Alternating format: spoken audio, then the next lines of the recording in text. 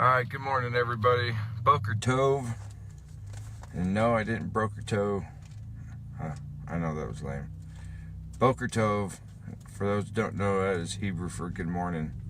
So, hope everybody had a blessed night's sleep last night.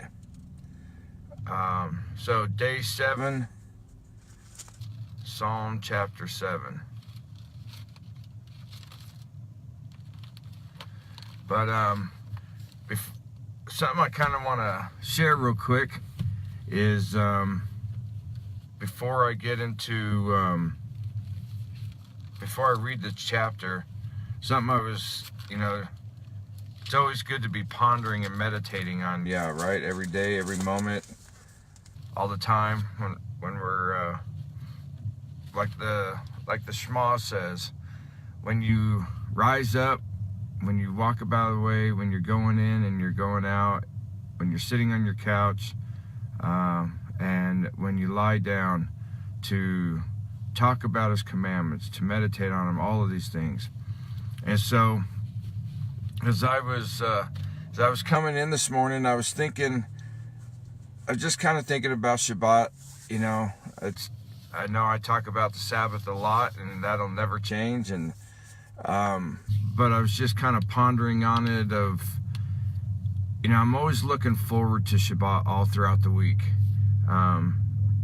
Each day that goes by, I'm getting closer to the next Sabbath. Today's Wednesday, I'm a couple days out, and Shabbat's almost here. And I get to thinking about, how excited I am, because when I get to Shabbat, man, when that sun goes down and I've entered into Shabbat, it's almost like you stand before these two proverbial doors all week long. And one door is the door to the world, where you're working, you're taking care of stuff, you're doing whatever with family, all that other stuff, right? It's just your everyday stuff, the 6 days of the week. That other door is the door to Yehovah. It's the door that you try to go in as much as possible throughout the week, prayer time, in the Word, stuff like that, even Bible studying with others. And then, of course, but then on Shabbat, that door, door number 2, because door number 1 is Echad, door number 2, the door that I have to use 6 days a week to the world, I get to shut that door. Shut it, lock it. That door's done for the next 24 hours, right? And I go into door number 1, where I get to be with Yehovah that 24 hours. Man, it's me and Yah. And of course, brothers and sisters and Mishpachah,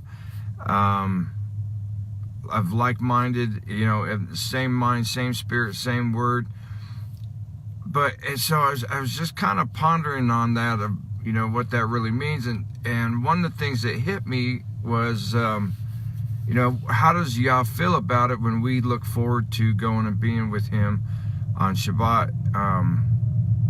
And so I thought about my wife. Her and I have been married almost 21 years. Actually, this next coming Tuesday will be 21 years of marriage. And even to this day, when I get off of work, I'll give her a call, say, hey, I'm on my way home. And unless she's irritated at me because I did something wrong, she's happy. I hear the excitement in her voice that I'm coming home to be with her, to to hang out with her for the evening, or whatever, or we have plans to go do something. And when I think about that, I'm just like, wow, that must be what Yah feels like, except on in a whole different way, when He sees our heart, and He sees how much we look forward to Shabbat. We look forward to coming and being with Him. And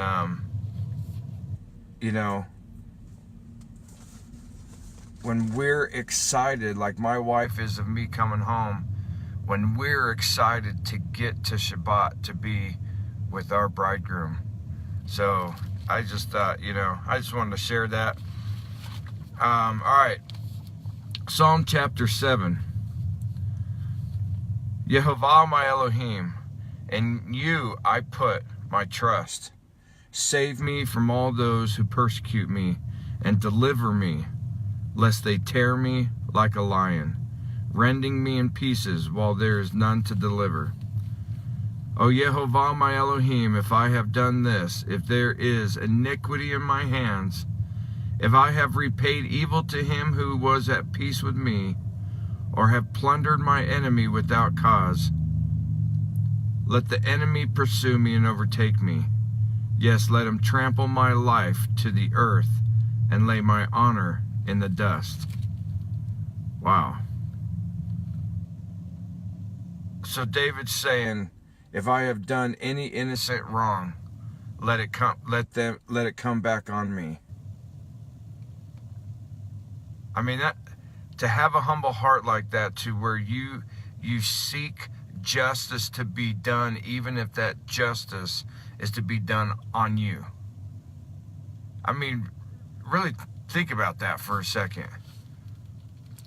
We're always quick to, I want to see justice done. This person's wicked and evil, and da da da. But what about anybody we've ever done wrong? Somebody that we have lied about, or somebody that we screwed over in some way, or gave them our word we were going to do something and left them high and dry, or whatever the case may be. And yet David's sitting here saying, if I have done this, if there's iniquity in my hands, if I have repaid evil to him who was at peace with me, well, what kind of person's at peace with us? It's definitely not our enemies. But even sometimes, even our enemies, Yah makes us at peace with them, and we tend to think that we can handle them loosely and just treat them however way we want. But yet David's sitting here saying, if I have done wrong in this way, let the enemy pursue me and overtake me. Yes, let him trample my life to the earth and lay my honor in the dust. Arise, O Yehovah, in your anger. Lift yourself up because of the rage of my enemies. Rise up for me to the judgment you have commanded. So the congregation of the peoples shall surround you. For their sakes, therefore, return on high. Yehovah shall judge the peoples.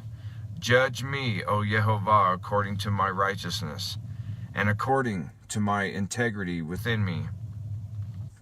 O let the wickedness of the wicked come to an end, but establish the just.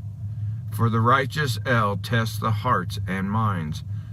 My defense is of Yah, who saves the upright in heart.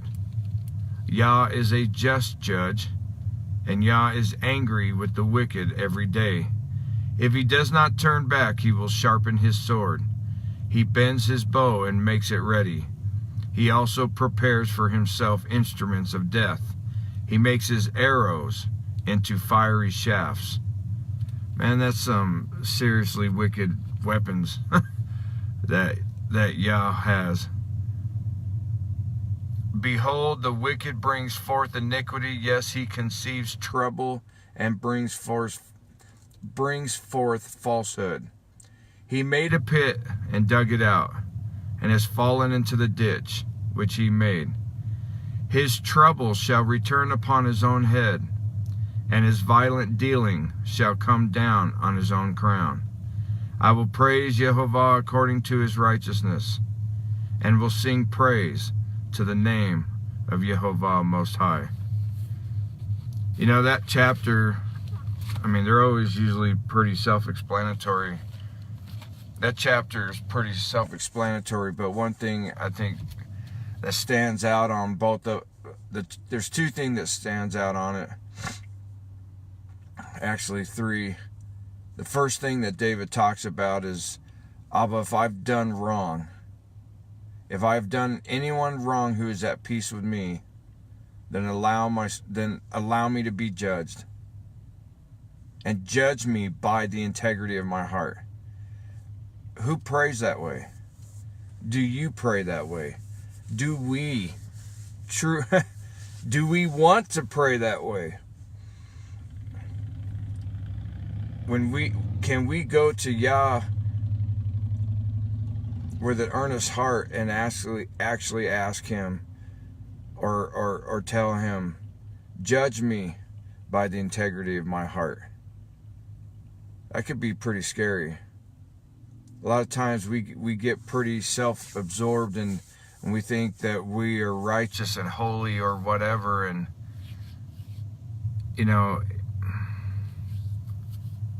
this is why we need to be the kind of person that is Isaiah 66:2. Yehovah says, on this one shall I look, he who is of a broken heart and a contrite spirit, and who trembles at my word. If we do not have that kind of reverence, if we do not fear the word of Yehovah, which is to fear Yehovah, which is the beginning of wisdom, then we got a lot to be concerned about.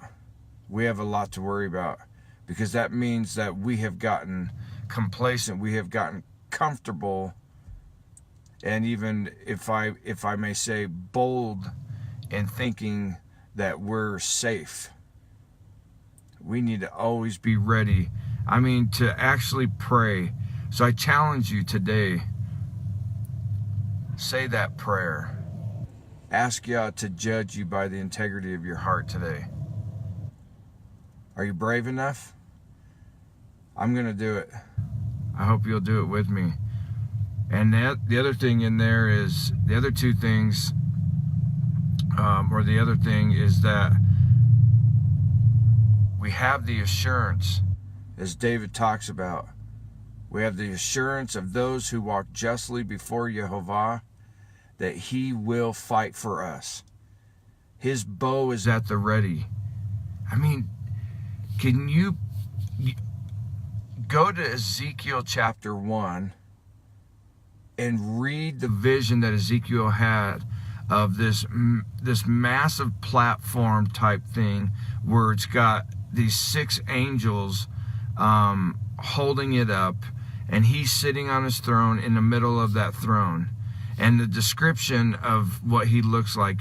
Or go to Daniel, I think it's Daniel 8 or 7, where it describes the Ancient of Days, or any place that has there's a few places in Scripture, Revelation, the description of the awesomeness of what Yah looks like. And you pictured that being, you try to take your imagination as best you can and picture our King. Imagine him standing there with his bow at the ready, like it said, with his arrows of fiery shafts, and his sword being sharpened. That's just, and he fights for us. And yet we worry and we fear so much about what's going on around us. Am I going to make my bills? Am I going to lose my house? And this and that. What is the matter with us when we allow the enemy to even remotely get us to worry about this stuff? And yet we have this pillar of fire that is in our life and guides us and directs us and will lead us and will protect us, and who fights for us every day. We don't even know. Not to mention the fact that Scripture says that each one of us is Yah's appointed angels over each one of us to guard us.